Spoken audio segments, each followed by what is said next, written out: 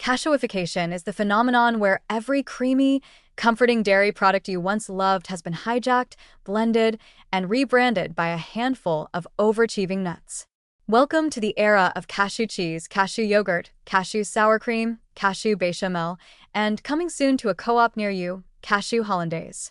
It's not so much a culinary movement as it is a dairy exorcism. The milk is gone, and in its place, pulverized legumes with confidence issues. What began as a clever workaround for lactose intolerance has now spiraled into a full-blown cashew cult. It's no longer about avoiding dairy. It's about replacing it, pretending it never existed, and gaslighting your taste buds into believing that a beige paste of soaked nuts can be just like cheese if you close your eyes, do a dance, and add enough nutritional yeast. Cashewification's believers are the same people who use plant-based as both a diet and an identity. They will look you dead in the eye while spreading fermented nut goo on a cracker and whisper, "It's better than brie." These are people who treat Vitamix blenders like sacred relics and say things like, "I made a 4-nut roux last night," with no hint of irony or shame.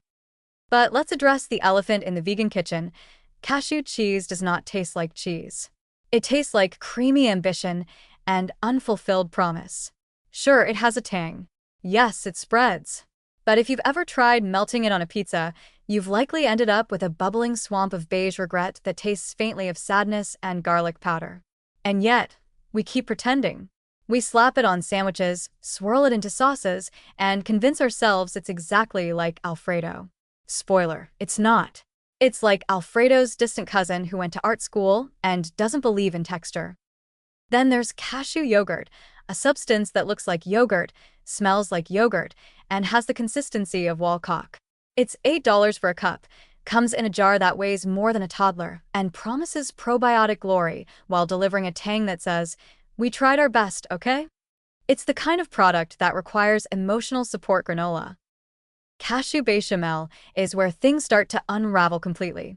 The original French sauce is a delicate mixture of flour, butter, and milk.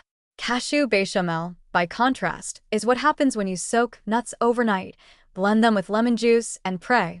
It's smooth. It's vaguely creamy. But it's not fooling anyone who's ever eaten lasagna without weeping softly. There's also an ecological warning lurking under all this wellness branding. Cashews don't grow in little cartons labeled non-dairy.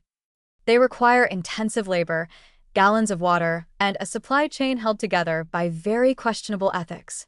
So while cashewification may feel like a triumph of compassion over cows, it occasionally just shifts the burden to someone else's already overworked ecosystem.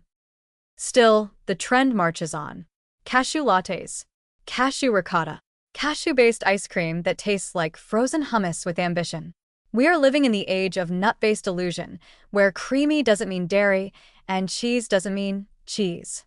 The branding is clever, the textures are passable, and if you haven't eaten real dairy since Obama was in office, you probably don't remember the difference anyway.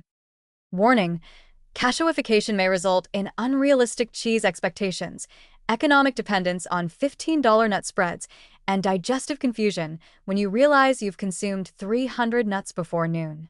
If you catch yourself saying, "This tastes just like Parmesan," while chewing something that resembles drywall putty, you may be in too deep.